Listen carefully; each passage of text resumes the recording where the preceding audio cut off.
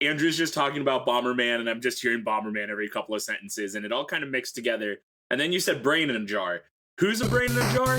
I've never wanted to have sex with a pot pie, but like, I'd have sex with that pot pie. We're all weak to stepping on nails. Let me preface this by saying I wrote a script. Daytona Beach is like 2 mild inconveniences from being a post-apocalyptic wasteland anyway. So many of my tabs say semen. Are you guys ready for this weird, horny adventure that we're all about to go on? You can't handcuff me for skanking. This motherfucker gaslights you. Diet Coke and Sorrow will be chapter 4. And against all odds, Kyle, we became those swirly weirdos. This whole podcast is a very negative mouthfeel. Hello, and welcome to Debate This, a show where no one is right, but someone is definitely wrong. In this show, we take time out of our busy adult lives to talk about comic books, video games, and how Nier Replicant has joined the likes of Sonic Adventure 2 and The Last of Us in the subgenre of video games that I love that absolutely suck to play. I've never played that game. I had to kind of put series. that together a little bit, but why? What? Huh? So I'll explain that a little bit. So Nier Replicant is a JRPG. It is a remaster of a game called Nier that came out 10 years ago. It is part of the Nier franchise. It is a prequel to Nier Automata, which is like one of my favorite games of all time. You guys would hate it. I'm just going to tell you, you have a magic book, and that has the power of God and anime on its side, and it fucking sucks to play, but the story and the music's really good. The Last of Us, everyone loves The Last of Us. I think that game is a bummer to play, and I would have rather it been a movie. So what I originally had here was... You aren't alone in that from what I see on Twitter. Good news. Isn't it going to be a TV show? I think it's going to be a thing. HBO's got the rights to it. What I originally had here was games that could have been an email. Every month, we bring you a new flavor text dreamed up from the minds of our wonderful, perfect Patreon patrons.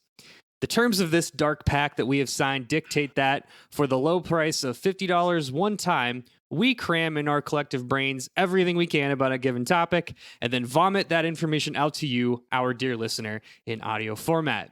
That said, today's episode is commissioned by self-proclaimed nerd curator and resident One Piece subject matter expert Tommy, also known as Whomstradamus on our Discord. And hey, if you want to dictate whatever fresh hell we dive headfirst into next, check out our Patreon page at patreon.com/debatethiscast. Speaking of fresh hells, we're heading out of one literal hell and diving back into a new metaphorical one. A hell made up of a series of vague mazes littered with inflatable monsters and oh so many explosives. Today we're going to talk about Bomberman, which is... I would imagine one of those game series that everyone kind of knows about, but also has no idea how deep it actually goes. So I'm going to need help finding my way to the surface. Therefore, I've called in some help from the likes of Kyle, Gary Bomber Harper, Todd, Dr. Mook Thomas, and Matt Godheader Cole. Now, I'm just going to say, one of those things is not like the other things. Yeah. Gary Bomber from Lubbock, Texas. Honestly, now that I reread the list, none of these things are like the other things. Yeah. So Bomberman has a lot of like one-off villains. They're all one-off villains. I see. Yeah. Okay. Nothing remarkable about them. So guys, as we usually do with the flavor text, why don't we start by going around the horn and telling me what you already know about Bomberman? I'll start. I've played Bomberman like a couple of times. I couldn't tell you which Bomberman. Yeah. It was 3D-ish, but Okay. I mean, it's still the like 2D. Like it's Bomberman. Bomberman is a game like Tic-Tac-Toe is a game. It's just Bomberman. Bomberman. So I've played probably a couple of different Bomberman games, but there's one specifically that I remember that I feel like might have been for the GameCube, but I'm not confident enough in that. I know the concept. That's it. That's all I got. I have also played a Bomberman. I think it was included in like a GBA like classic games collection that had like 10 arcade style games on one cartridge. It was fine. Matt, you it might have been Bomberman 64. I think that was like one of the more popular releases of Bomberman that our age Yeah. would be familiar with. I definitely know Bomberman 64, but that wasn't the one I played. I Oh. think that there was a similar like Pac-Man arcade pack or Yeah. something that I played That's- Bomberman on. Most likely one of the many GameCube collection discs. Yeah. It's always been a game that I've tried, failed miserably at, and been like, this might be fun to come back to later when I'm more bored and have more time to figure out what's actually going on. And then I never did. Yep. I was pretty sure that I played one of the Game Boy Advance Bombermans, but it could have also Bombersmen. Mhm. But it could have also been a game. It was a handheld. It was a Nintendo handheld. I don't know much beyond that though, as far as like what I did not play any of the 3D Bombersmans. Just a handheld over the top, blow up the other people. Sure. Yeah, I mean, prior to this research, my experience was very similar. I know Bomberman. You walk around the maze, you blow up the bombs, you escape the star explosion. Weirdly enough, we've talked about we go to the Portland Retro Games Festival. Well, obviously not this year, but we will be going next year. There is an arcade room, and that game is always really popular because it's one that everybody knows, and it's just like a really good like couch co-op or couch multiplayer game, very much like in the Smash Brothers vein. So I've played it. I had played it enough, but man, oh man, we're gonna get into it. So before we talk about Bomberman, let's first just quickly talk about the house that built Bomberman, Hudson Soft. Now, there's a name that you guys, again, you've probably seen. It's the logo with the little B, and it's going. Yeah. Oh, yeah. Yep. Hudson Soft is kind of like HAL Laboratory in that it's one of these Japan developers that has been around forever, that has created a lot of memorable things that like but you don't really know that you know. Yeah. So let's talk about Hudson Soft, originally founded in Japan, 1973, originally as a radio shop, believe it or not. And they started selling personal computer products, and then their own video games. They just started making their own video games. So this was just like a normal ass retail shop. Hudson was making just like games by the dozen, and they finally hit it big in 1984 with Lode Runner, which again, you may have heard of that before.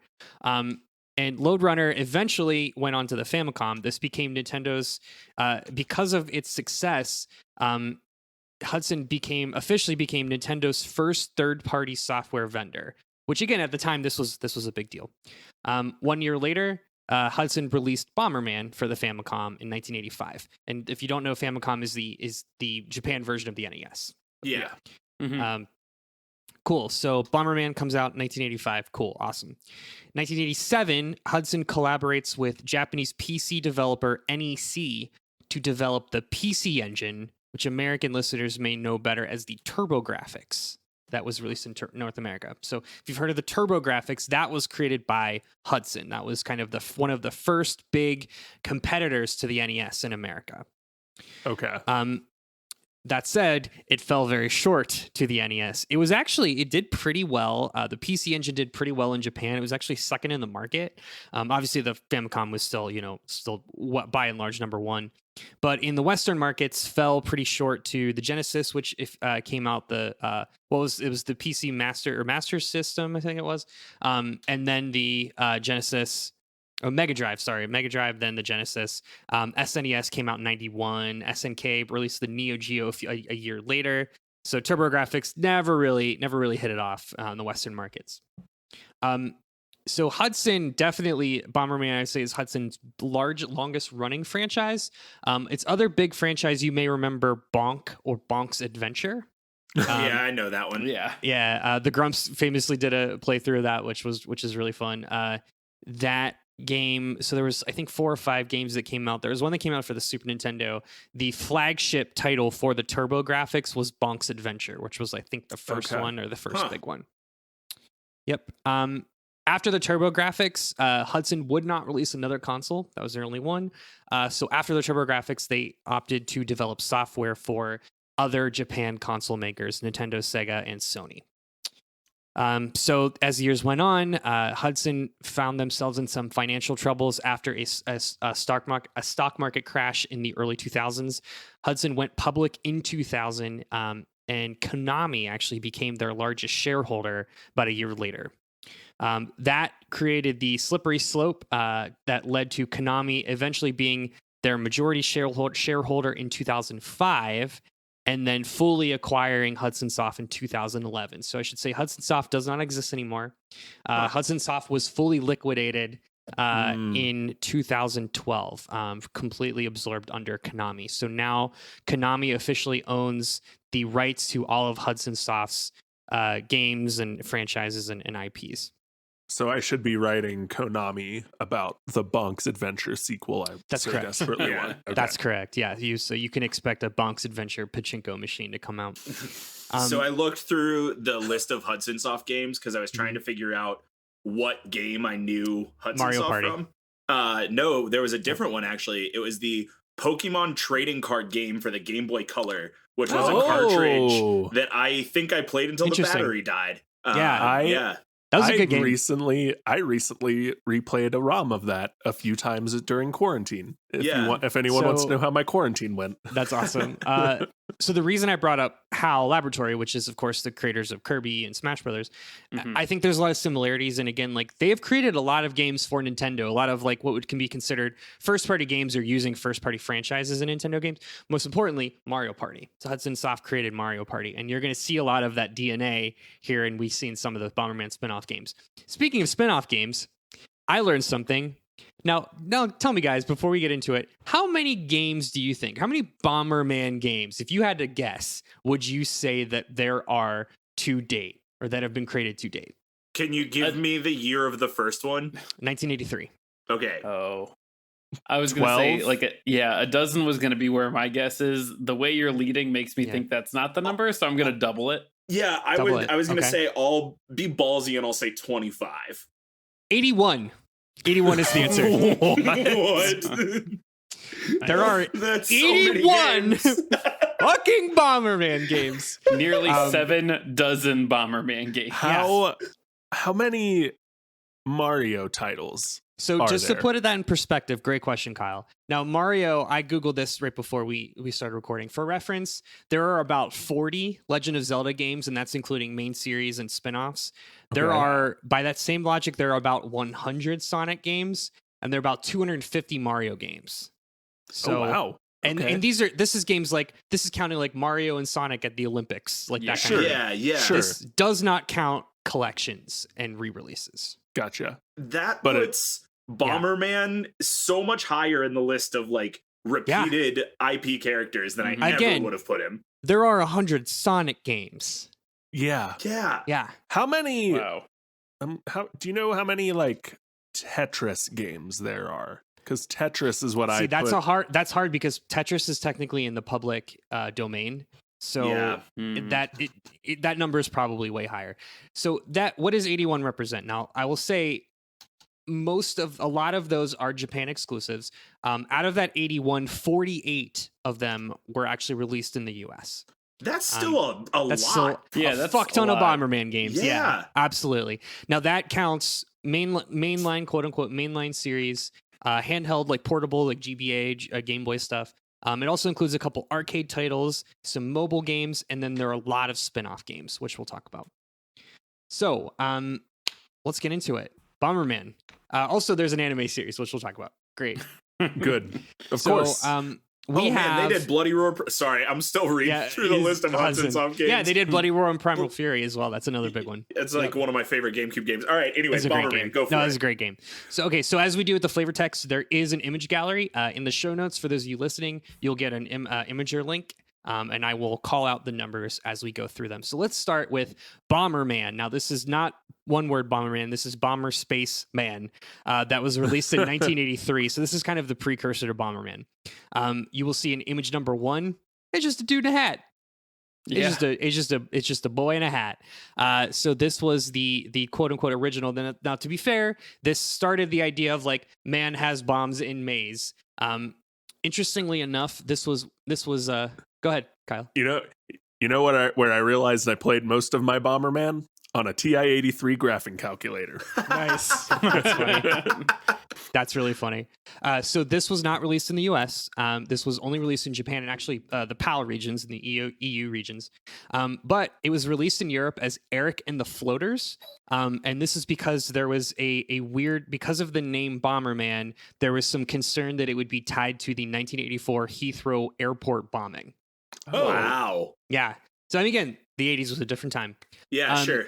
The next year, Hudson released 3D Bomberman, 3D Bomber Spaceman, which is actually just a rework of the original game, but in first person. Oh, Which no. plays like Wolfenstein. Yeah, I was just going to say Wolfenstein. But it's Bomberman. So you have to remember where you're going and remember where you put a bomb. Where you dropped your bombs. Wow, Yeah. that sounds awful. Sounds awful. Yeah. So let's move on. Image 2 shows us Bomberman, one word Bomberman. Now this is the official start of Bomberman, released for the Nintendo in Japan in the NES in 1985, and then released in the US in 1987. This is what you think of when you think of Bomberman. This is our titular Bomberman. The white helmet, stubby arms and legs, eyes peeking out, no mouth, little puffball on top, as you can see in Image 2. There was a trend at the time for localized box art. We could go talk about this all day, but this particular era is notorious for box art in the US not matching the game in any Not making any distinguishable sense. way. Yeah. So if you look at Image 3, that is the localized box art, which I think is really funny. Awesome. It's cool. That's Samus. It's that's definitely it's Samus. Like it looks like Metroid, and that's exactly what they were going for because these were a lot of like Nintendo of America was very, very conservative and afraid that a lot of these games wouldn't sell in the US, so they had to Americanize them. Another great example is the Mega Man 1 and Mega Man 2 box art. The latter of which I have hanging up in my in my studio. I don't have it here, but that's a really fun. Also met the creator of those box arts. Very cool. So let's talking a little bit about the original Bomberman for the NES. Interesting trivia fact: creator Shinichi Nakamoto famously programmed this entire game in 72 hours. In a 72-hour marathon development session. Goodness gracious. Yeah. Which is why it plays so nicely on my TI-83 graphing calculator. Exactly. and honestly, like when you think about the gameplay of Bomberman, it really hasn't changed that much in 30 years. This is, I mean, the NES version introduced it to your boy man in a maze, and you poop out bombs that blow up after a set amount of time and destroy the monsters. And that formula has been reworked, but it really hasn't been marginally changed over the years. I mean, that's Bomberman. Another interesting trivia point. So I mentioned Lode Runner that came out a couple years earlier. The design of Bomberman is actually just a palette swap of the primary enemy used in Lode Runner. Nice. Which is kind of funny. Wild. Yeah. So you'll notice I didn't talk about lore yet of Bomberman because the lore of Bomberman, there is lore, but the lore of Bomberman is very much like Mega Man, where it is contained in each individual game. Okay. So instead of talking about overarching lore and characters, I'm gonna talk about the lore as it stands in that particular game and how it relates to other ones. Cool. So that said, according to the game's manual, Bomberman is a robot who is doomed to live in eternity, producing bombs in an underground compound in servitude to mysterious evil forces. He's a slave. Oh, he's a robot what? slave. So you naming the Google document after I have no mouth and must scream wasn't just a cute coincidence, but It was not. I have no mouth and I must bomb. Wow. But it's actually relevant. Wow. Yep, that's the original story. So the game starts and tells you, according to a rumor, any robot that escapes to the surface can become human. So those rumors that are floating around in a damn eternity. Yep. So Bomberman attempts to escape the mazes to get to the surface to become human and to achieve freedom. So it's also somehow Dante's Inferno? Yeah, basically. Weirdly? Yeah. Like okay. backwards Dante's Inferno. Yeah. Weird. Yeah. Also, the Japanese version heavily suggests at the end that Bomberman is actually a prequel to Lode Runner, and so much so that the end screen basically tells you like you'll see Bomberman again in Lode Runner, or see Bomberman in Lode Runner. Bomberman will return again in Lode Runner. That's exactly what it is. Yep. So obviously, like they retconned that Bomberman is not a prequel to Lode Runner now, but pretty fun. All right, so let's move on. So let's talk about the next game is Bomber Boy, and I'm gonna talk about all main series. I'm putting in air quotes, main series and like portables, like Game Boy versions. So you won't talk about like the 70 Correct. mobile pachinko versions of Correct. Bomberman. We'll cover spin-offs later. So the next one is Bomber Boy, which was originally released in Japan for the Game Boy in 1990. Interestingly enough, re-released as Atomic Punk in North America and as Dynablaster in the EU. And those are images 4 and 5 of the box arts. Reskinned again. Atomic Punk is a little edgier, trying to get to that US audience. Dynablaster is like Lilat Wars versus Star Fox. You know? I might have had Atomic Punk and not realized it was a Bomberman. So you've game. probably played a Bomberman game. Yep. It's just the Game Boy version of Bomberman. The funny thing is though, for Atomic, I put in Atomic Punk. The story in Atomic Punk is you are Atomic Boy saving the world of Atomica from the evil Nukies with the help of your father, Bomberman. Oh, okay. Well, you know what they say. They do it all for the Nukies. There you go. There it is. Good. All right, so we've got the next one, Bomberman, introduced or released for the TurboGrafx in 1991. So let me just like overarching set again. The gameplay of Bomberman does not change very much over time. So unless I say otherwise, assume it's aerial view, boy in maze blowing up bombs. Cool. Mm-hmm. Some swapped items and upgrades and I mean, again, the core gameplay, like Super Bomberman R that came out in 2017, is the same fucking game. Like it's you have a bunch of characters, you get power ups that affect the way that your bombs blow up.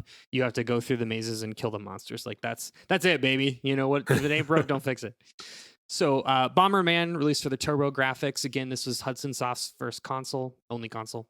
It introduced the Black Bomberman. So until this point, we only had Bomberman, who is the eponymous white colored Bomberman. But since that time, we're going to start introducing other colors of Bombermen. So this introduced the Black Bomberman. Funny enough, for a while, Black Bomberman was the bad guy. Now you can see why that's problematic.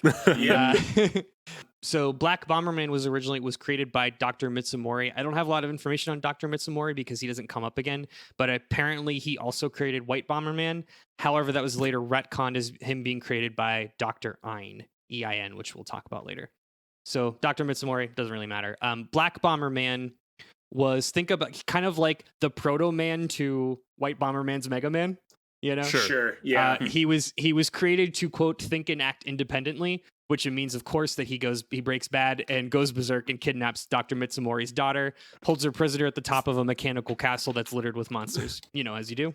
As you do. I have a really potentially dumb question that I really need answered. Sure. Is Dr. Mitsumori a fictional character or a real character? Fictional character. Excellent question. Thank you for clarifying. Yes, a fictional character. So again, core mechanics of Bomberman, you go through a series of mazes. There's an end boss at each level. So the games need a reason to give you end bosses. So this game's series of end bosses are the other colors of Bomberman. So with Black Bomberman comes the Black Bomberman gang, which is comprised of Red Bomberman, Blue Bomberman, Green Bomberman, and Yellow Bomberman. They really workshopped that name. They sure did. Yeah. Mm-hmm. And again, these are palette swaps that come up later and later. They're after a couple of games, they're retconned as White Bomberman's allies, but for now they're bad. Mm-hmm. Okay, so next one we have Bomberman 2, released for the NES in Japan 1991, in America 1993. Also released as Dynablaster in the EU, but dropped the Atomic Punk in the US. The story here is White Bomberman catches Black Bomberman robbing a bank. Black gets away while White is arrested in Black's place. So now White Bomberman must escape from prison and catch Black Bomberman to prove his innocence. Oof. Dang. On the same year, Bomberman was released for the arcade. Again, released as Atomic Punk in the in NA in North America and as Dynablaster in the EU. This was the first introduction of Red Bomberman. The timeline's a little weird because these are all coming out the same year, but this came before the TurboGrafx one. Okay. He was called Bomberman 2 in this one. Oh, There's only a couple arcade titles, but I love the stuff that's like written on the machine that gives you all the story. I think these are really funny, so I'm just going to read it verbatim. Quote, in the year 2091, robot contests have gained popularity. Bomberman and King Bomber have become the best robot team in the world. One day, King Bomber turns and suddenly attacks mankind. All of mankind at once. That's a lot. Bomberman and his brother Bomberman 2 must confront King Bomber and defend the people. if only we hadn't made robot contests so popular. Right. Robot contests is doing so much work in that paragraph, Yep. and I love it. 1 year later, Bomberman World was released to the arcade as a sequel to the arcade title. The lore on the side of the machine in this one: King Bomber tried to reform himself, but has reverted to his evil ways. He issued orders to his robot armies throughout the world. This time, he created chaos by taking control of the UN building. Oh, God. What? The Bomberman brothers thus began their ultimate battle to save the world from an evil takeover. There you go. King Bomber is a flag smasher, confirmed. Yep. His intentions are unknown. All right. Meanwhile, we'll go back to the TurboGrafx. We've got Bomberman 93 that released in Japan in 1992 and released in the US in 93. The story here, Black Bomberman is still bad. Black Bomberman has stolen 7 chips from the Pan-Galactic Bureau's mother computer. Yes. Sure. What? And, yep. And so the Pan-Galactic Police Force sends their #1 detective, Bomber Cop. What? Like I said, these are all self-contained stories. I don't know. Who cares? 92. I guess that would have been after RoboCop swept Yeah. the zeitgeist. So Yep. that's where that came from. There you go. These like single paragraph They're great. descriptions of the stupid game are so good. They're so good. All right, so that ends the 8-bit era. So let's move on to 16-bit. We've got the first game for the Super Nintendo, Super Bomberman, released in 1993 across all countries. Black Bomberman is officially retconned from White Bomberman's archenemy to more of a friendly rival or reluctant hero. I have here the Falco to his Fox, if you will. The Meta Knight to his Kirby. Mm-hmm. Yeah. Yep. So we've got the evil Carrot Diamond and his sidekick Dr. Mook. There you go. Plot to steal Bomberman's advanced combat capabilities. Also, just for the record, anytime I just say Bomberman, assume I'm also talking about the White Bomberman. Yeah. Yeah. So they plot to steal Bomberman's advanced combat capabilities. They create a fake Bomberman to go to his hometown of Peacetown to kidnap the real Bomberman. However, Black Bomberman sees through this ruse, but is ultimately defeated by the fake Bomberman.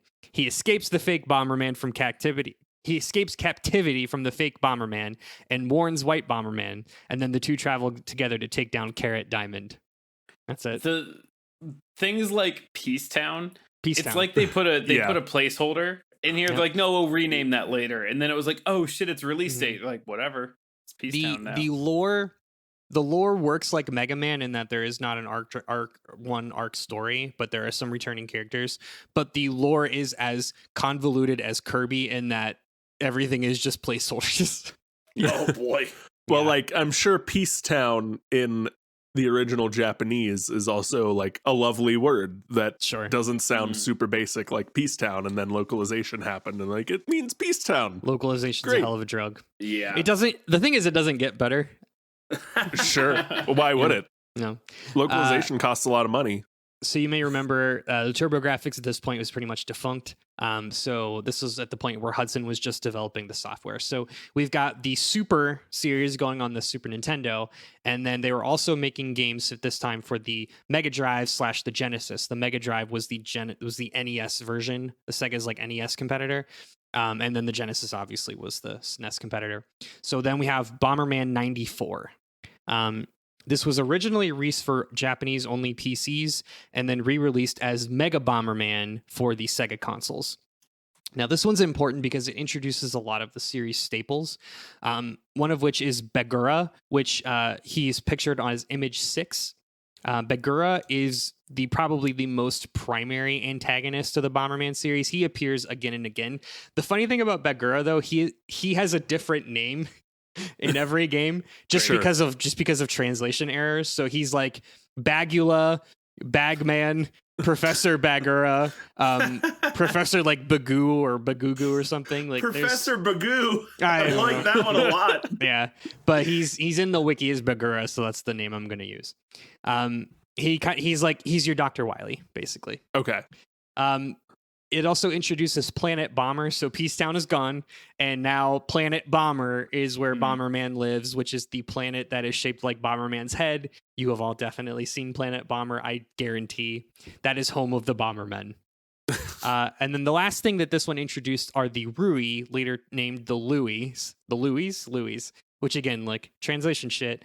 These are Bomberman's kangaroo companions, and this is shown in image 7. They're the Yoshis. Oh, okay. Yeah. Yep. Bomberman's kangaroo companions. That's Sure. amazing. Yep. So the story behind Bomberman 94 is Bagura and his evil robot army appeared on Planet Bomber by way of an artificial comet. They destroyed the spirit pictures, which are the source of power for the 5 spirits that protect the planet. Sure. Because they were destroyed, this split the planet into 5 chunks. So Bomberman, there's your 5 levels. Bomberman must reassemble the spirit pictures and defeat Bagura's robot army. And so then we're going to go back to the Super Series. We've got Super Bomberman 2, which came out in 94. This introduced the 5 dastardly bombers. Which again, like any reason to have 5 subworld bosses, they'll take. I'm not going to go through all of the villains, but I do want to talk about the dastardly bombers because they come up a couple times. We've got Magnet Bomber, Golem Bomber, Pretty Bomber, Brain Bomber, and Plasma Bomber. I should also note that this multiplayer mode introduced Gold Bomberman, which comes up again and again and has no intrinsic value. It's just a cosmetic reward. So Gold Bomberman is a big multiplayer thing. But this is the point at which like multiplayer was a necessity for any Bomberman game. So you would have your story mode, you would have your multiplayer mode, and a lot of these games, I should also note, had multi-tap support. So like 4-player Bomberman is a huge thing. And a lot of these games did allow for 4-player Bomberman, even with like the NES and the Super Nintendo. Nice. All right, so let's switch a little bit back to the Game Boy. We've got Bomberman GB, which was actually released as Wario Blast, featuring Bomberman outside of Japan. Oh. Now, this was released in 94 in Japan and 95 in America, which you may remember was shortly thereafter of Mario Land 2, which introduced Wario, which was a huge hit. So to capitalize on that, they re-released this game as Wario Blast, and I've got an image as image number 8. They just fucking palette swapped Wario. They just threw Wario in a Bomberman game. Yeah, I had this game. Good. This is one of the ones that I had. You had this one? Yeah. Yeah. Again, Bomberman game, just like Atomic Punk. It's a Bomberman game. You just didn't realize it. The story behind this is Wario just kind of stumbles across the Bomberman world and tries to pillage it, which is really funny. I mean, sure. Yeah. You would play as Bomberman, and there would just be a number of Warios on the screen that you had to kill. That's so cool. There'd be like a Wario in every corner, and you're fun. just like, all right, here we go. Yep. So Here I back go to killing again. we've got the 3rd in the Super Bomberman series. Interestingly enough, only the first 2 supers were introduced in the US. So Super Bomberman 3 and up were Japan exclusives. This also came out in the EU. Story with Super Bomberman 3. Bagura is back and is revealed to have created the 5 dastardly bombers and therefore revives them because he is Dr. Wily. The 5 dastardly bombers dismantle and steal the mother power chip housed in each of the 5 planets of the Bomber Nebula, which of course includes Planet Bomber. Why would it not? Yep. Right. Of course. They're empowering down the network, he puts in quotes.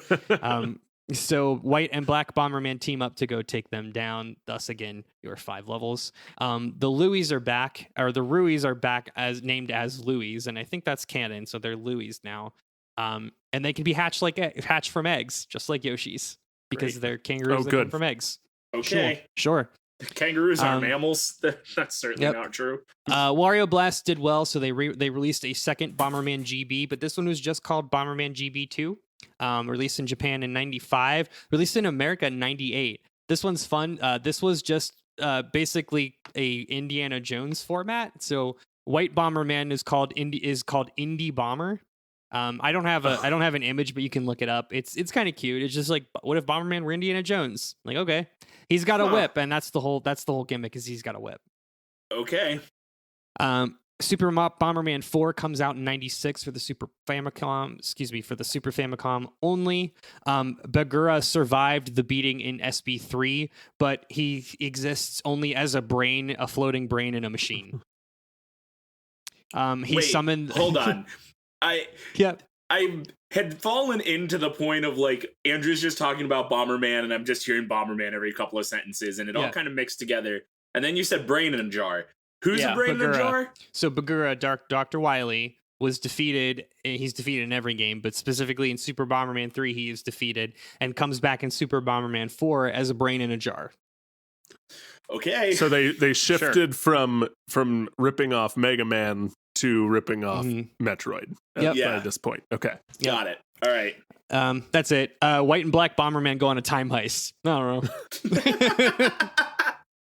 They literally go on a time heist. I have no idea. Literally, the wiki. I'm gonna quote the wiki. It's like, also all of the levels are back in time. I see. This is a relic of early video games that I so miss, where the story is such an afterthought. Yep. That it's just like, time heist. They did one because they had to. Shut up. Play the game. Like, yep. Exactly. Cool. Don't need any more explanation than that. So now that brings us to 1996, where the Sega Saturn is officially out. I don't remember exactly. It might have been released in 95. I can't necessarily remember. So the first Bomberman for the Sega Saturn is just called Saturn Bomberman. Sega was doing, like, again, if you weren't a Sega kid, I wasn't, but it's important to know that Sega was doing some really interesting shit with their consoles. The Sega Saturn had a dial-up online service that was offered in Japan called the Sega Netlink. It was very complicated, incredibly expensive, but it was a thing. It allowed you to play online using a dial-up connection.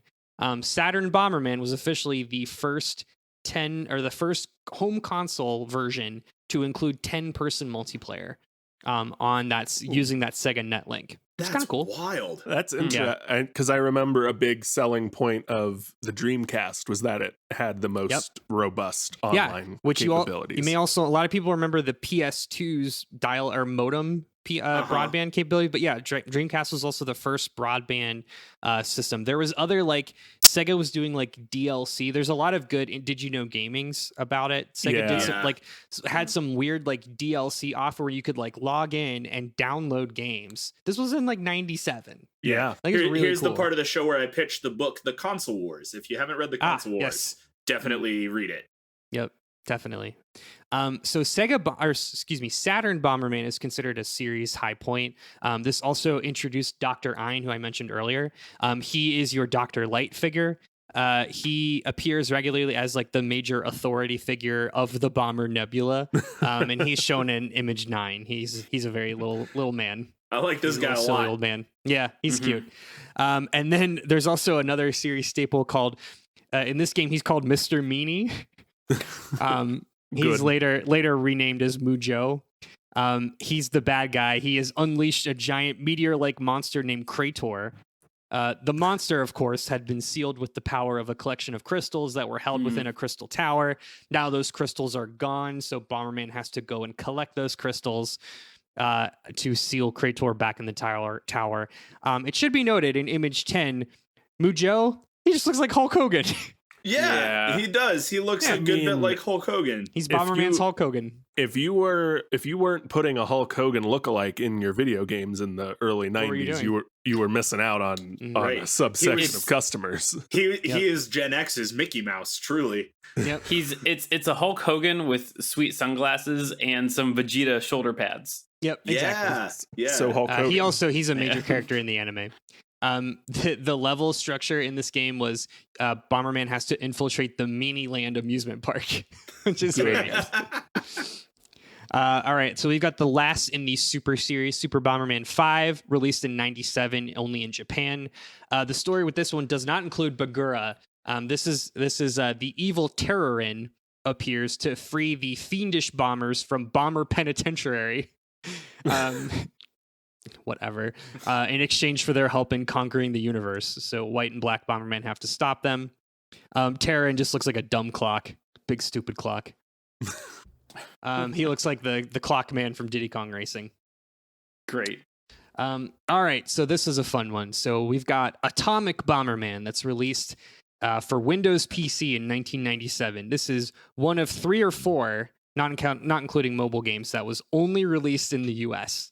Now, this one is fun. This is developed and published under Interplay, who you may remember as the creators of Clay Fighter, which is a game I've talked about a while ago on the show. Wow. Interplay is also the original creator of Fallout. And Fallout 2. Interplay, huge developer in the 90s and huge PC developer.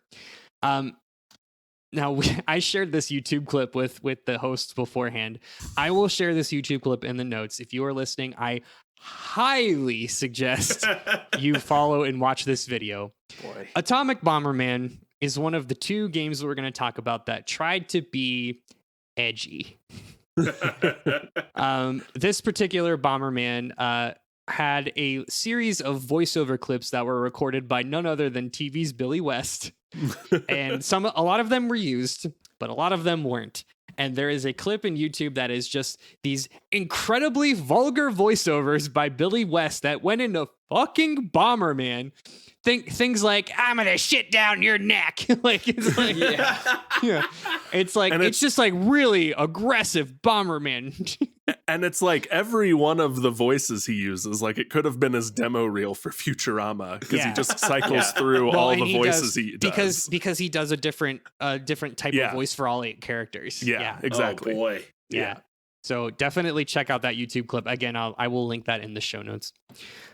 Also in 97, we have Neo Bomberman releasing for the Neo Geo. Now, this is specifically the Neo Geo MVS, which I guess is an arcade variant. So technically an arcade game. The story is Bagura kidnaps Pretty Bomber, who you may remember is one of the 5 dastardly bombers. They think it's a ruse. Oops, it's a ruse.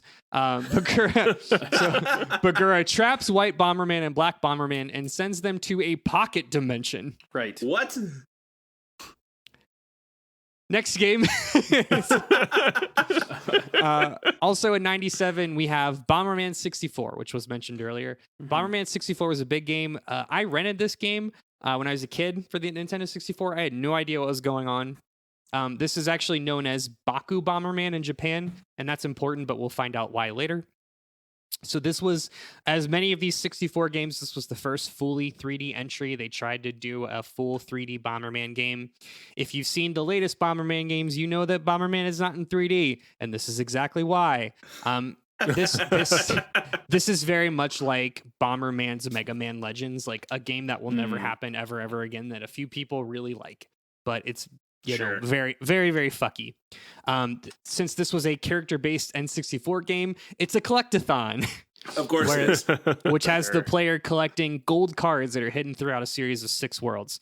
Funny enough, there are 120 cards to find in total, which you may recognize from other games. The story is that a strange fortress one day descends on planet Bomber. Attached to the fortress are pieces of planets conquered by Altair and his masked trio. Who? Sure. He looks like Meta Knight. Oh, okay. White Bomber is joined by new ally Sirius, who, twist, turns out to be the big bad. He's the Pete from Goof Troop of this story. No, actually, Pete from Goof Troop, we haven't met him yet, but he comes back. So we have the next game for the Sega Saturn Bomberman Fight, sequel to Saturn, but it's just a multiplayer game. It's a 1v1 fighting game, actually, but it's just like people chucking bombs at each other on like a grid. Huh. Interesting. Okay. Yeah. At this point, the PlayStation had entered the market, so they released the first Bomberman game for the PlayStation called Bomberman World in 1998. This was something about a long time ago. The ancient Bombermen imprisoned the evil Dark Force bombers in a blue crystal. This is where I started to like not give a shit about the lore. So my notes say, Dip Bagura showed up again. Bomberman gotta chase him down and get all them crystals. Who cares? Sorry, Tommy. We got 75 more of these to get through. Yeah, I got bored. The second of the N64 series released called Bomberman Hero, released as Bomberman Hero: Princess Million Rescue in Japan. This one dropped the whole collectathon approach and went back to the traditional like level approach like Bomberman. So compare Super Mario Galaxy 2 versus Super Mario Galaxy, if you will. Still a 3D game, and actually this is one of the few games where Bomberman can actually run and jump. The reason why, interesting trivia, this was originally designed to be a bonk game. Yep, that never happened. So this was a Bomberman game. The story here is one day a strange spaceship crashes in the Peace Mountains, bringing that back. Bomberman finds a strange robot who recounts an attack on the Primus star by the Garden Empire. The robot tells Bomberman that they were able to escape with Primus's Princess Million, but the Empire had since captured her. So Bomberman sets off to rescue the princess, who just looks like a normal-ass human, as you see in image 11. It's got real New Donk City. Yeah, I was going to say, this filled me with Sonic 06 vibes. Yeah, that too. There's an interesting, so the Did You Know Gaming that I watched about Bomberman comments that there were a lot of similarities to this in Star Wars. There's even like little bits where you find Princess Million and she's laying down on a bed just like she is at the beginning of A New Hope. Oh, okay. Interesting. Mm-hmm. Also, the planet of the Garden Empire just looks like the Death Star with a face on it. Great. Cool. Good. We've got, for the PlayStation, Bomberman Party Edition, released in 98 for Japan, 2000 in America. It's just a remastered version of the original NES one. I don't have other remasters here, but there are a few that are like notable remasters. So there's that first one. And then the final N64 game called Bomberman 64: The Second Attack. Even though this is called Bomberman 64, this is more like another game like Hero. This is also the first introduction of Pommy, who comes back a couple more times. He's like a low-rent version of Kirby. Pommy can transform into different things based on the food you feed him. Yeah. Sure. The story here is Bomberman is pulled through a black hole where he winds up in a prison along with an egg that hatches into the shape-shifting monster that is Pommy. And good lord, they set off to escape from the prison cell and defeat the BHB army. I do not know what BHB stands for. Please do not ask. Every single plot that you give us sounds like a Mad Lib. Like every sentence is a Mad Lib. Yeah, the lore is insane. It's very much like we have the framework for a Bomberman game. Yep. How can we make a story that uses the buzzwords of 1999 this time as opposed to 1997 last time? What is hip now, and how do we cram that in? Kyle, trivia for you. In 1998 game, what game was super popular that was released for the Game Boy? Pokemon. That's right. So in 1999, we've got Bomberman Max. Now, the reason I say that is because guess what? There was not one, but two versions of Bomberman Max. We have Bomberman Blue and Max Red. Oh, I remember this. Mm-hmm. I remember because I was starting to get like game review magazines, and I think, and I remember reading a review that's like, they did this dumb thing for some dumb reason. They sure Guess did. why? Now, why do you think they have two versions? Because Pokemon had two versions, and Pokemon sold about 1 bajillion copies. That's right. So Bomberman Max has its core mechanic of the game is to capture and collect creatures called cheruboms, which are small animals that can be used to battle each other. Okay. And wow. So each of the two versions had different cheruboms. How wasn't the biggest lawsuit ever to be launched? Why didn't that happen here? yeah, that's dumb and bad. However, the name Cheruboms is pretty good for a bomb themed baby animal. Cheruboms is good. Cheruboms is not bad. Todd, to answer your questions, Pokemon over the years has tried and failed to copyright the idea of capturing collectible monsters. But They this can one only just seems copyright- so on the nose. Maybe lawsuits hadn't been invented in 1999. Yeah, you couldn't sue anybody before 2000. I'm pretty Yeah. sure Pokemon wasn't the first one to do that either. It wasn't. Sure. You can copyright the designs, but you can't copyright collectible monsters with two different versions of the thing. Yeah. The story here is that Dr. Ein sends Bomberman and Max. So I should note Max is an important character. Max comes back again and again. This is like if Black Bomberman is Proto Man, Max is Zero. Yeah. Okay. So Bomberman and Max are sent to Future Star to investigate a supercomputer that has been taken over by an alien shadow named Brain. Okay. Also, I kept typing alien shadow named Brian. So in my Which head is canon, how I chose to read it as well, and how I will continue to think of it. my head canon is that the big bad of Bomberman Max's name is Brian. So I mentioned the Dreamcast. So the only Dreamcast game released in 2001 called Bomberman Online. Again, was this the only one? Yes, this was the only Dreamcast game. Just double checking my notes. Weirdly enough, a North American exclusive that was developed by Hudson Soft. Even despite the fact that it was made for the Sega Dreamcast. So like the Saturn game, this was the second game to support online play. This supported up to 8 players over broadband, and this was using the Dreamcast's, as we talked about, the Dreamcast broadband capabilities. The story: Bomberman, champion of Planet Bomber, is competing in the Quadrennial Bomb Olympics. Wow. My That's God. Moving on. We've got Bomberman 64. Now you may ask, hey, didn't we just talk about Bomberman 64? Well, we sure did. Bomberman 64 is completely unrelated to Bomberman 64 that came out in 97. This is a Japanese exclusive because I remember I told you Bomberman 64 in Japan was Baku Bomberman. This is Bomberman 64 Japan only. This is just a normal ass Bomberman game. That's it. This is the point at which we're just getting normal Bomberman games. Like they stop fucking with the formula and they're just like, it's Bomberman, shut up. Mm-hmm. Yeah, got it. So we've got the GameCube era. Bomberman Generation is the first to come out for the GameCube. There's a couple GameCube games. We're going to glaze over Bomberman Jetters because that's related to the anime. So we'll come back to that. So for now, Bomberman Generation, first GameCube game, successor to Bomberman 64. This actually was this brought back the free roaming 3D environments. I think I rented this. Okay. This is the last that would have done this. So this game I think was considered to be pretty decent. I didn't play much of it. I remember that, but we rented enough. it. The story here, this is where things start to line up with the anime. Dr. Ein, who you remember, he sends out a freighter to salvage the 6 magical bomb elements, whatever. The freighter is intercepted by the Hige bandits, led by Mujo. The Hige bandits come back again and again. They're like the Team Rocket of Bomberman, and they play a big part in the anime as well, which came out around this time.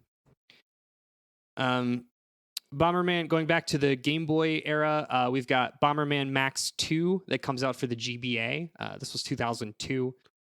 So we've got Bomberman Max red and blue versions that came out for Game Boy Color. Now we've got Bomberman Max 2 red and blue versions that come out for the Game Boy Advance. Sure. Fine. Yeah. Mujo and the Hige bandits come back here.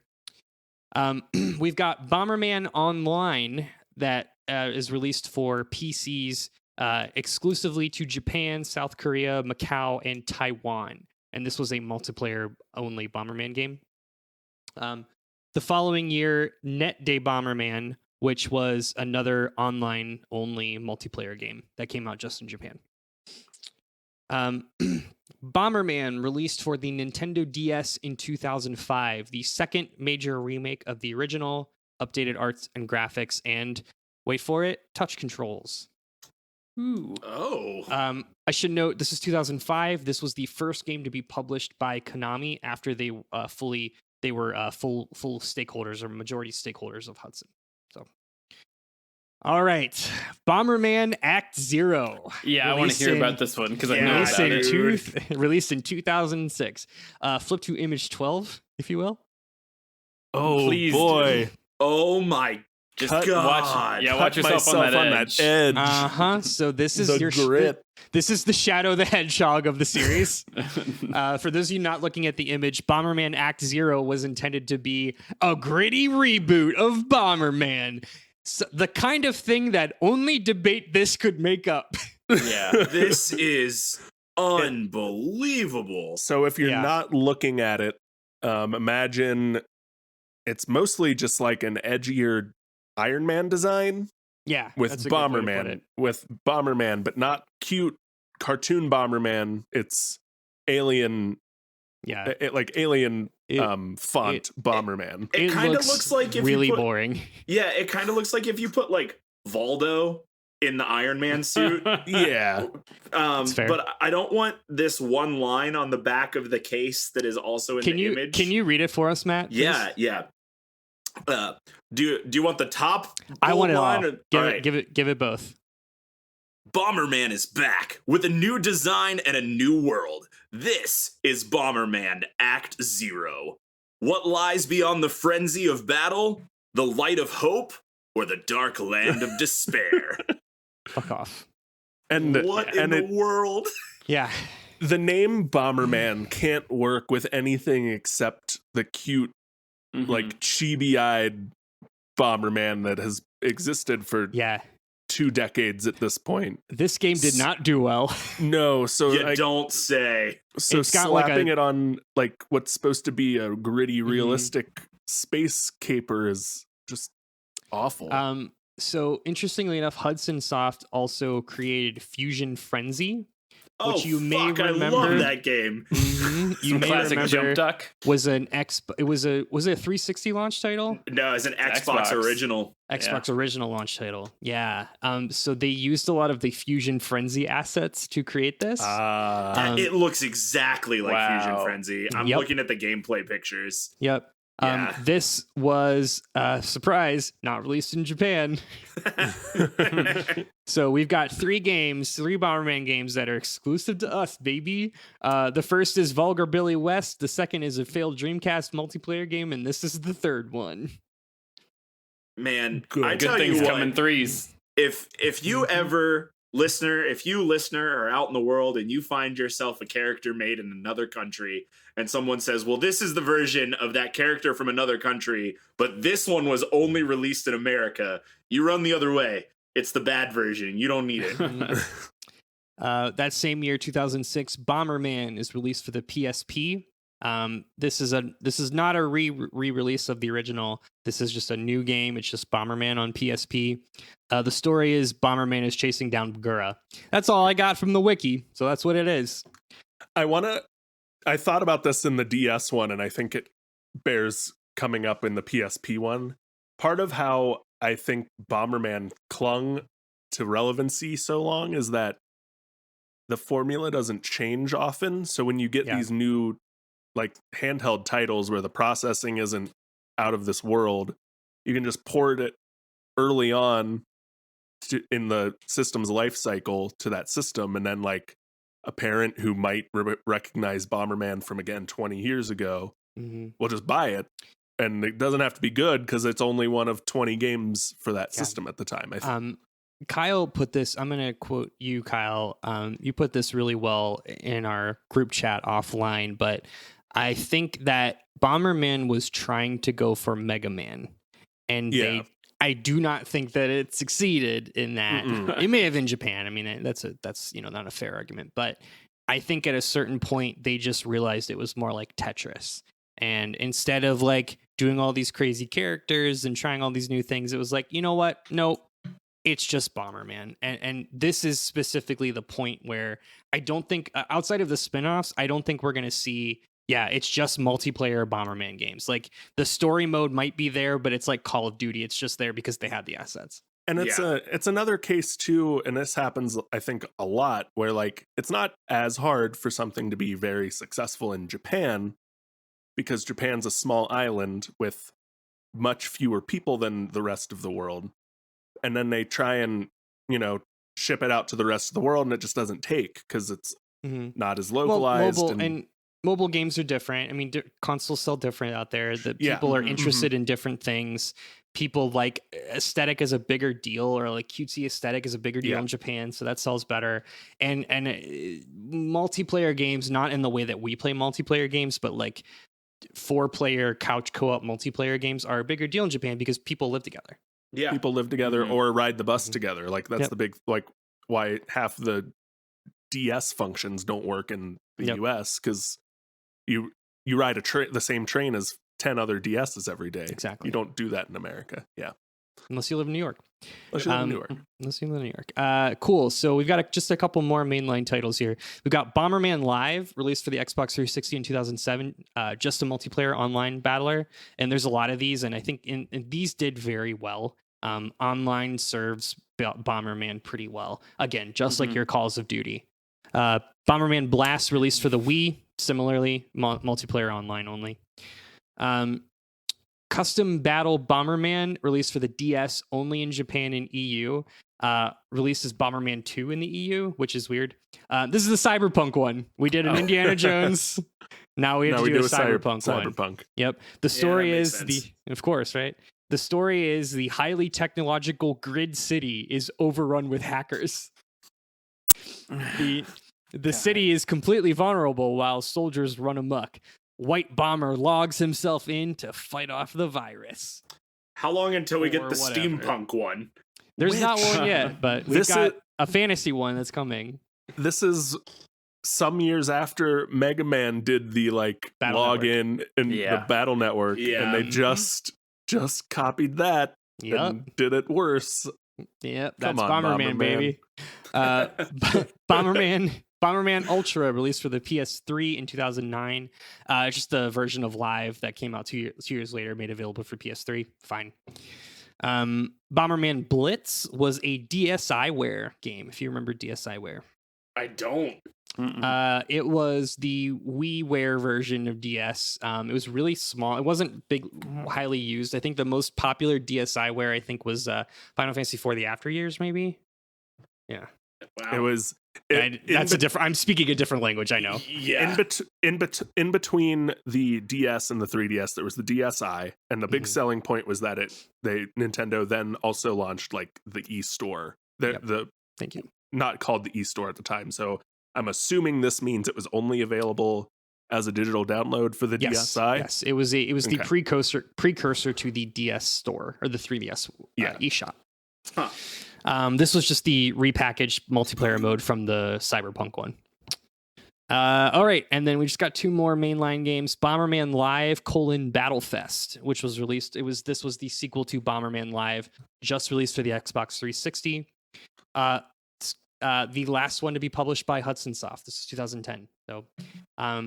So as it stands today, the last Bomberman game in existence, last official Bomberman game is in existence, is Super Bomberman R. This is the current gen version of Bomberman, released in 2017. So if you're doing the math, not a single Bomberman game released after 2010 until the current gen, or 7-year hiatus Yep. for Bomberman. So now each generation has its own Bomberman. So this is just the PS4, Switch, Xbox One generation of Bomberman.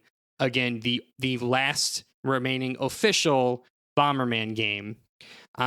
The story here is Bagheera's back, baby. This time he's called Emperor Bugger. So there you go. Whatever. Sure. He's awakened the, wait for it, 5 dastardly bombers. Remember them? Wow. So they- yeah. They got a rehaul and then uses them to take control of the planets of the Starry Sky system. So Bomberman takes the other colored Bombermen, retconning them as the Bomberman Bros, to take out Bagheera and his bombers. So that's what you know today as the red, blue, green, yellow, pink, aqua, purple Bombermen. Even though they're all called brothers, 2 of them are female. So whatever. Fuck you, Bomberman. This one is funny. This one had like a huge DLC thing as well. There's like a ton of different collabs that went in. So there's like a Castlevania Bomberman. There's a Master Chief Bomberman, a Grunt and Arbiter Bomberman. What? Yeah, there's Wow. like a bunch of different. There's like a Dante Bomberman. Just like any collab I think there was a Pyramid Head Bomberman. Like this game just did a bunch of collabs. It was like whatever, we'll give us all your assets. I'm still hung up on Emperor Bugger because of because buggery in British slang is something you don't want in your Bomberman game at all. Emperor Bugger is definitely slang for anal sex. It's definitely not racist, but it certainly sounds racist. They had a Simon Belmont bomber. Sure, why not? Huh. Sure. So that is the official Bomberman mainline series. Any questions? Why? Yeah, I was also going to say why. We're going to take a quick break, but I want to leave you with a really important quote. And I think this is like really just sums up to me what Bomberman means as a franchise and as an idea. The power of a bomb does not lie in the bomb itself. It lies within your heart.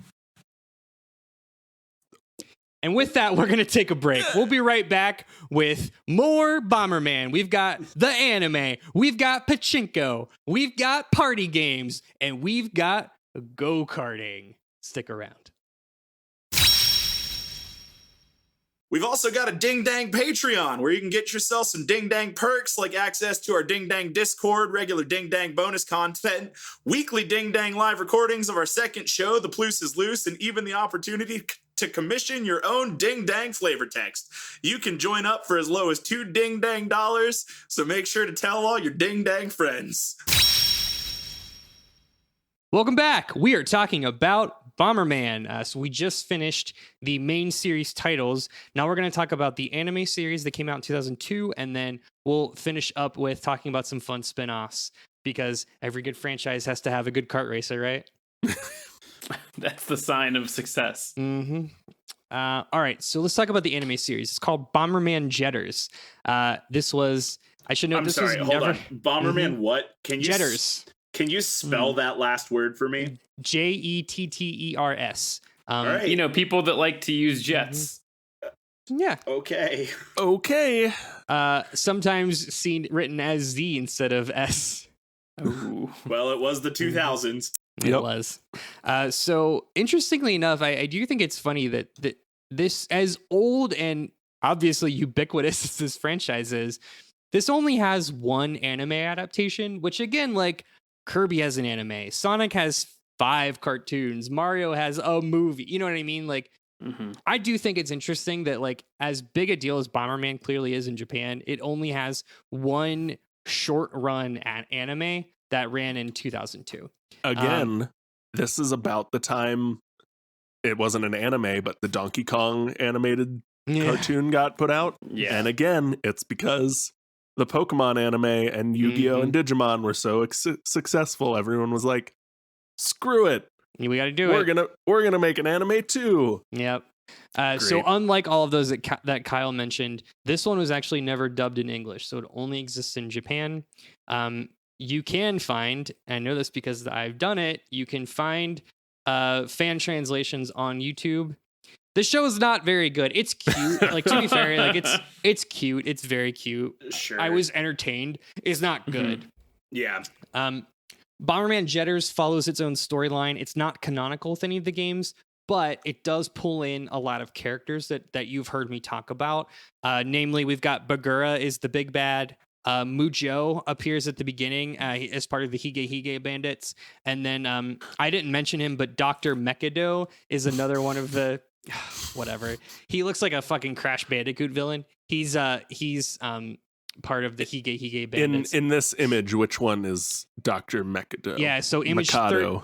Image 13 is a promotional art for Bomberman Jetters. The top 3 is your Hige Hige bandits here. So the top left is Mujo, and then right below him is Dr. Mekado with the mustache and the robot eye. He's like cyborg. Yeah.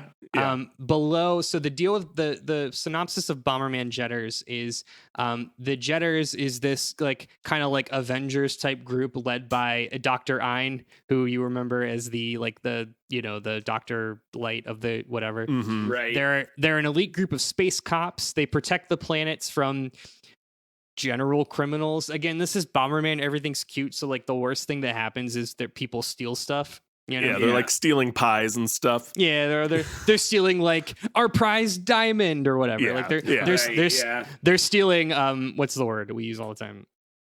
The MacGuffins? MacGuffin. They're stealing MacGuffins. Like they're just MacGuffin bandits. Yeah.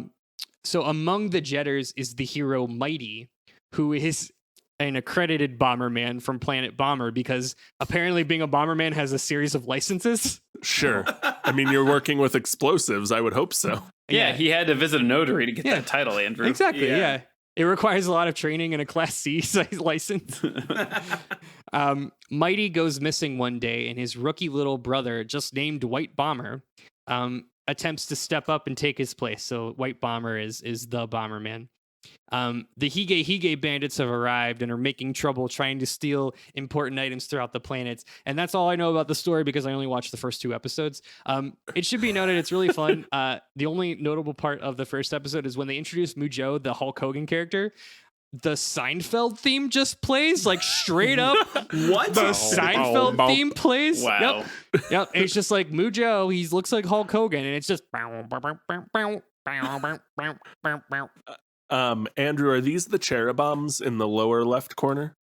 No, actually, good question. Those are the other Jetters. So that's okay. So the one that looks like Falco from Star Fox, his name is Birdie. What's the dumpy platypus looking thing? I didn't get a name for him. The little I bet I can Google Dumpy Platypus Bomberman and find out. Please do I doubt it. And then the little girl, her name is Shout. She's like the leader or whatever. And then over to Bomberman's right is Max. You may remember from the GBA games. Yeah. So he's your Zero. And then we've got his Louie or Rui in this one, who's the kangaroo, the Yoshi character. Does Max always show up and like save Bomberman's bacon and then says something mildly insulting to him and then flashes his cape and whisks away? Vigorously nodding my head, yes. So I'm guessing that is Bongo, the hairy, large-bodied inventor. Thank you. Oh, Sure. Okay. I mean, unless you see something else there that is a Jetter who is a hairy, large-bodied something. One of the funny things that I could glean from watching the first 2 episodes of the anime is that Jetters refers to both the team and literally the jet engines that can be like swapped out like Lego pieces for their spaceship. Why bother naming 2 things when you can use one name for both things? Right, yeah. All right, so as it stands there, as it does happen, there were a few games that were based on the anime, because of course there were. So remember we talked about Bomberman Generations for the GameCube? A second GameCube game was released called Bomberman Jetters. Now, interestingly enough, this was released in the US. The anime was never released in the US, but this was released in the US. It was released in 2002 for the PS2 in Japan, and then re-released in 2004 for the GameCube. It was received with lukewarm reception because it is a game based on an anime that never came to the States. Yeah. Yeah. It to be fair though, it was loosely based on the anime. There's only some major characters. It doesn't really follow the plot. It just uses some of the characters, which you may remember were already pulled from other games. So a lot of people just assumed that it was created. It was basically like created with the Generations assets and was supposed to be a sequel to Generations, like Generations 2. But then they were just like, fuck it, make it Bomberman Jetters. So I like this little, I'm assuming it's the Jetters symbol that Bomberman's wearing in the image and is in like the title for the little wing. game. Yeah, that's a pretty nice little bit of logo work. That's the Jetters logo. That's like his pin that he gets when he officially becomes a Jetter. Yeah. All right. So then the 2 other Jetters games were Japanese exclusives. The Bomberman Jetters: The Legend of Bomberman is a standalone game based on Mighty's final mission against the Hige bandits. So it's kind of like the prequel. This was 2002. And then there's Bomberman Jetters Game Collection for the GBA in 2003. Just mini games. That's it. Sure. Yeah. All right. So the last section we have now is we're going to talk about spin-offs. Now, this is going to be kind of a lightning round because some of these are just games with Bomberman as the protagonist. Some of these are just like mini game collections or whatever. But there are a few standouts and a few images, so worth talking about. The first spin-off, we're going to rewind the clock now, so we're no longer going in chronological order. Bomber King, released for the NES in 1987, released as Robo Warrior outside of Japan in 88. This is considered a spin-off because it pulls in elements from both Bomberman and another series known as Blaster Master. Oh, okay. Yeah. I'm familiar with Blaster Master. Considered to be canonical part of the Bomberman franchise. A couple years later, Bomber King: Scenario 2 was released for the Game Boy. Released as Blaster Master Boy in North America and Blaster Master Junior in the EU. Similar to Bomber King 1, considered part of the canon. Can I add that I thought you said Bomber King as in like then instead of Scenario 2 it was Scorpion King? And I thought you were going to go that direction. You can say it. You can believe that if it's more interesting. I don't want it. I thought these were fun to talk about. So Hudson had a really good run in the early 90s with the Turbo Graphics in Japan. And they had a series of an annual event called Super Caravan that was, kind of like their BlizzCon, if you will. So as part of the Super Caravan, they did 2 promotional versions of Bomberman. So like this is like these are like highly sought after versions. They did the first one called High 10 Bomberman. This is really cool. Again, this was 1993. So this was a multiplayer only special event game that allowed for 10 players at one time. 1993. Considered to be the first game ever to be displayed in high definition. Wow. Yeah. Okay. So the way that this worked is they custom built 2 TurboGrafx systems. TurboGrafx was just like a PC. And they ran customized, like built it with like from the ground up with custom hardware, and then linked them both together with 2 5-player multi-taps. And a custom made using a computer system with custom-made circuit boards that was able to put out a high-definition display, like a 16:9 high-definition resolution display. Like, pretty cool. So this was... Go ahead. Finish up. I was just going to say, the cost to make this was about 200 million yen. Oh my god. What is that for?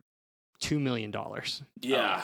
In US dollars. So Nice. when you say this is like a special event game, was this like early esports? Like you showed up somewhere and One could argue, yeah. I mean, this was coming off the success of the Nintendo World Championship. Championships. Yeah. Mm-hmm. so this wasn't something obviously for $2 million. No one had this in their home. 5 of these units were produced. You went and waited in line at a mall or something somewhere and got your chance to play to maybe beat 9 other people at this game, and then you had to go back and buy another ticket and wait in line again if you wanted to try like again. this is like playing Mario on the face of a mountain or whatever, you know, like people talk about.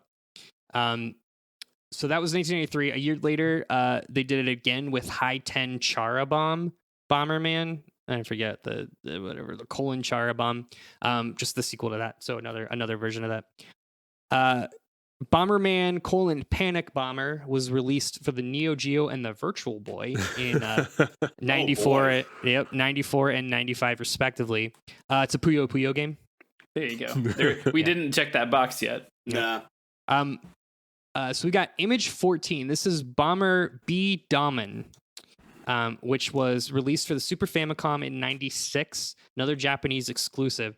So let me talk a little bit about B Dama. This was kind of like Pogs in Japan. This was a marble shooting toy that was started in Japan. You can get them here. They're just not very popular. Yeah, I had one. Did you? Okay. Yeah. They look pretty neat. Shiny. Yeah, they look pretty cool. So this was just like a puzzle game, but you could get like a little like exclusive Bomberman B Dama, which is like kind of neat. Oh, okay. This was Japan only. Pocket Bomberman was released for the Game Boy and Game Boy Color in 97 in Japan, 98 in America. This was another, I'm calling this a spin-off Unlike Bomberman Quest or sorry, Bomberman 64, this was a complete rehaul. So this is not a Bomberman like a Bomberman traditional game. This was a an action platformer. Like very much like it looks like Link's Awakening. Huh. If you played that, like it looks Interesting. just Yeah, like Link's Awakening. Interesting. It's also got it carries the fantasy aesthetic, so it's kind of like how that one game was just Indiana Jones. This is just like the fantasy world. So Bomberman has a little sword. The story is long ago a terrible monster sealed the Sword of the Sun, that is said can only be unsealed by a hero. Bomberman is that hero, and per my notes, Bomberman is for whatever reason that hero. Collect 5 power stones to do the thing. Yada yada yada. It's Cool. Bomberman does a Legend of Zelda. Yeah.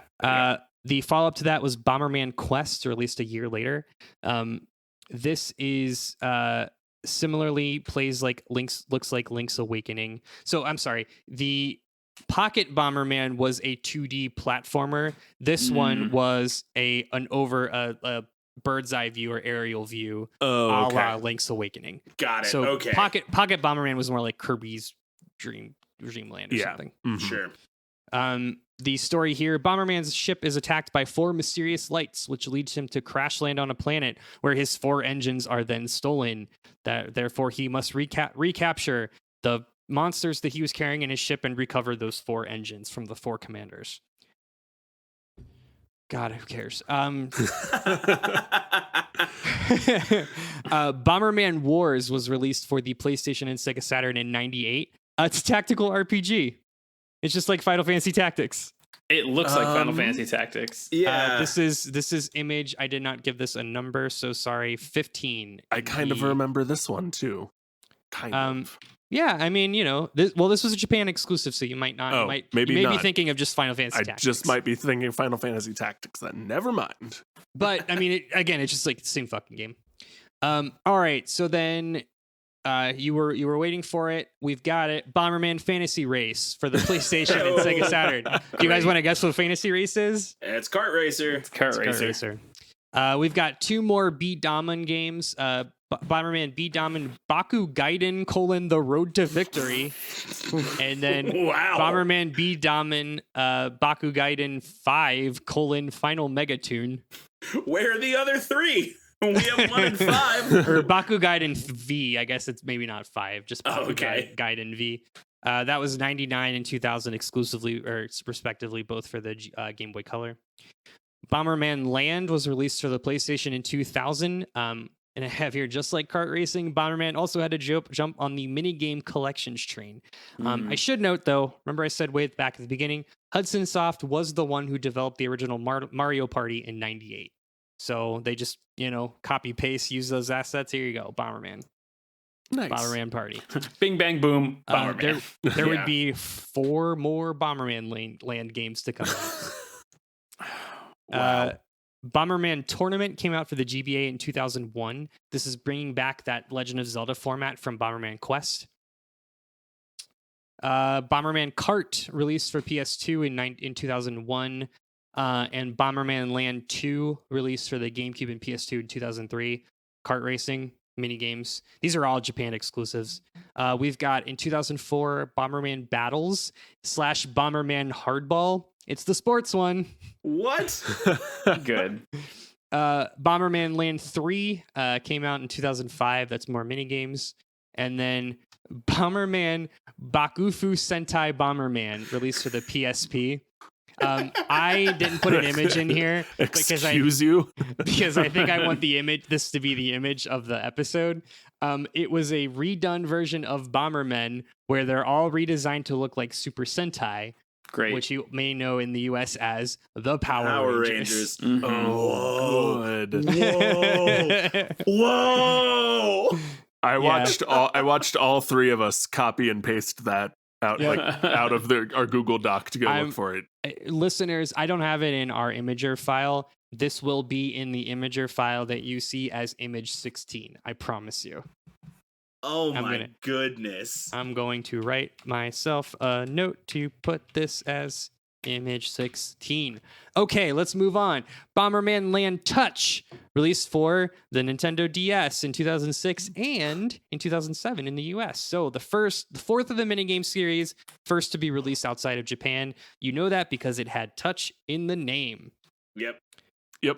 Bomberman Story DS was released for the DS in 2007. This is the sequel to Tournament.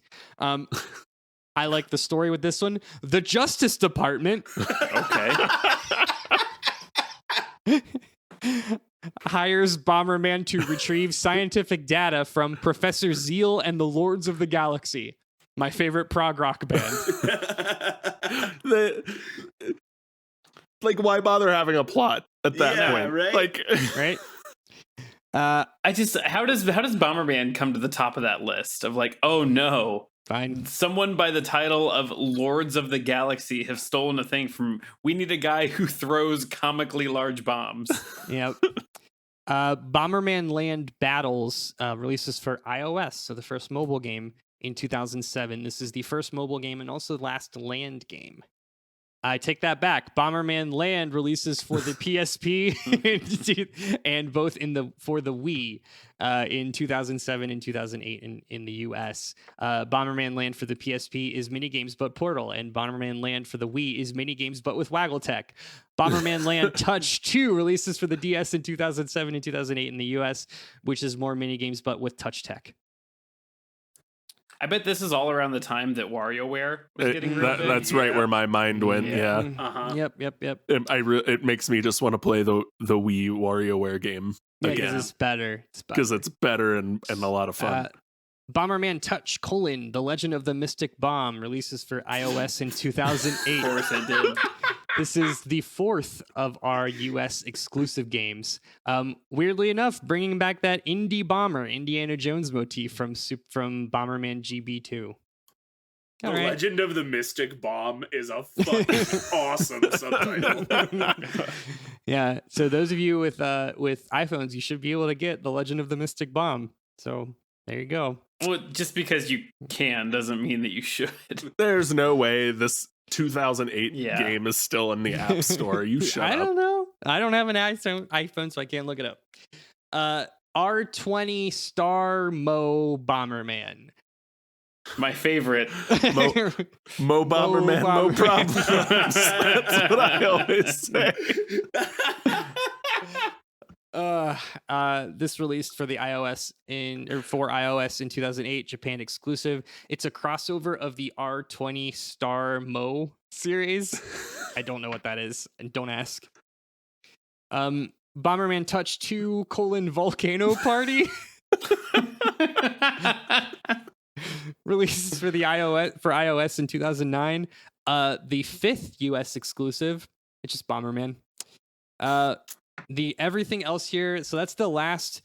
That is the last of our US available games. So if you're looking at the timeline, you may remember there was Bomberman that was released in 2010. These were the Xbox Live multiplayer games.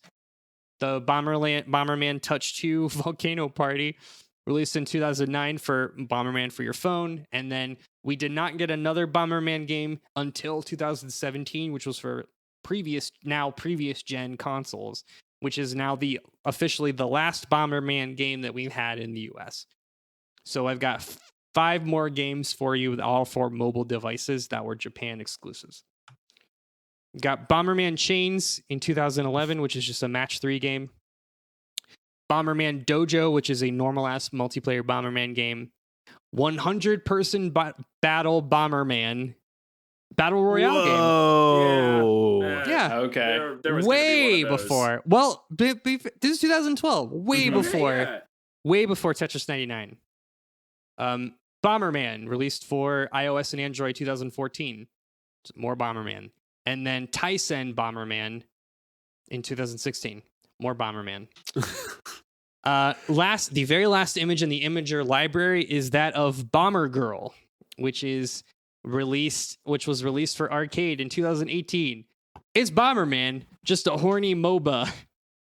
Bomberman with waifus. When did the Rooster Teeth Ruby anime show start? Because Wow, that's a great question because this is some Ruby ass shit. Ruby was like before 20 this, Oh, for Ruby. sure. To be fair though, Ruby is not in Japan. Ruby is Yeah. an American anime. That's fair. That came out in 2013. Okay. Ruby is based on waifu shit. Yeah. That's all I've got. So that's Bomberman. So just to quickly summarize, Hudson was complete. Hudson does not exist anymore. Basically, like with the fall of Hudson, kind of went Bomberman. So the current future, the future of the Bomberman series is pretty much unknown at this point. There have been a few canceled games, a few rumored Bomberman games, but it's looking like for the foreseeable future, Super Bomberman R is probably the last Bomberman game that we will get, excluding phone ports and things like that. phone ports, dig through the Easter eggs in Super Smash Brothers. I'm sure you Mhm. can play like simple Bomberman. Yeah. And that's it. Yeah. So that's gonna do it. Closing thoughts, guys. Questions, comments, concerns. We've got a picture of Bomber Girl here, so I'm really concerned. mad at whoever put that picture of Bomber Girl in our notes. I accidentally found it, and you needed to see it too. We Disagree. didn't, but thank you. I'm a little bummed there's not like an overarching theme to Bomberman aside from he is a man who bombs. Yeah, he's a man who bombs. He never got a but- mouth. That's Yeah. canon. I'm as disappointed as I am that there's not an overarching theme. I'm more happy that they left behind that he was a hell slave that was that was trying to escape layers of hell to bomb our world. and to become human. Yeah. So To Detroit become human. yeah. So I'll take what we have here. Yeah, I agree with Todd. I wish that there was a little bit more to the 81 games of Bomberman, or even that they had kept a consistent backstory that every story ties back to, Or even tried to, that got abandoned at one point. They didn't even try. Yeah. Yeah, and I get that it couldn't be the bomb slave thing. That wasn't gonna fly for very long, but there are 81 games. If you would have picked a theme around game 20, no one would have considered the first 19. It's okay. Yeah. Also, Bomberman Act Zero is my new favorite Bomberman game. Fuck everything else. That game has a 8 on Metacritic. Oh, of course it does. You can watch Matt stream Bomberman Zero on Twitch at 3 a.m. Wednesday Yuck. mornings. Yeah, the next time I find it in the dollar bin, I'm gonna grab it. Yucky. All right. Well, thanks everyone. Kyle, did you have any parting Nope. thoughts? I have nothing to add. Awesome. Well, thank you everybody for listening in and listening to this absolute insanity. You too can follow along with the arguments on Twitter, Facebook, and Instagram at Debate This Cast, or on our website at debatethiscast.com. And I'm going to pitch this once more. If you want to commission your own flavor text and force one of us to learn the lore between 81 other different games of a different series, I should note that there are 100 Sonic games. Then check out our Patreon page at patreon.com/debatethiscast. And if $50 is too big a commitment, consider instead kicking us $5 a month to get access to our premium feed, through which you'll be able to download all current and past episodes of The Office Drones, which is our D&D real play podcast featuring actual office workers in a fantasy setting. And I believe after this release, we will have released our multi-class episode, which includes cryptocurrency and time travel. So if you want to get on that, check it out. Until next time, I am Andrew Henderson.